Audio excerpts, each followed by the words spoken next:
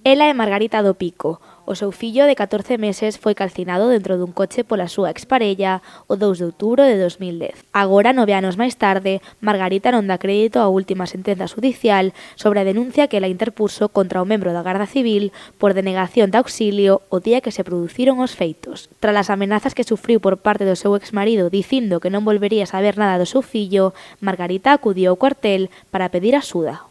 El contenido de las llamadas decía que yo no me merecía tener al niño, que no lo iba a volver a ver y que gracias por haberme dado una vida.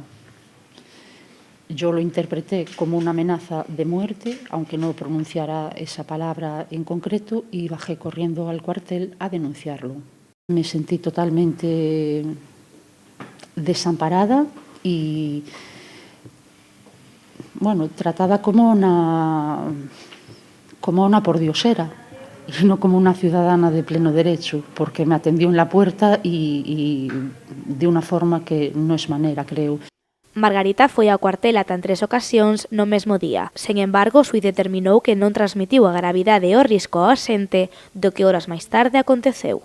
Yo no siento a lo mejor esa culpabilización, pero sí la responsabilidad de no haber transmitido la gravedad o el temor de una forma clara y suficiente. Margarita mostrou esta mañá a súa indignación tras a sentencia que absolveu a membro da Garda Civil e asegurou que tomará as medidas necesarias para que o que ela viviu non se volva a repetir. Por supuesto, vamos a recurrir, esa ya era nuestra idea, antes del juicio lo hablamos, ¿no? O sea, yo ya lo sé y lo digo desde siempre, que llegaré a donde haga falta, a Europa, y esto tiene pinta de ser una lucha larga.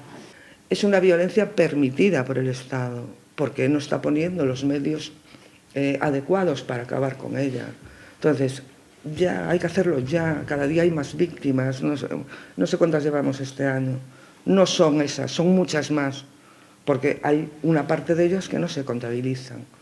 Esta é a historia de Margarita, pero tamén de outras moitas mulleres que loitan cada día para conseguir maior apoio institucional ante unha situación de violencia machista.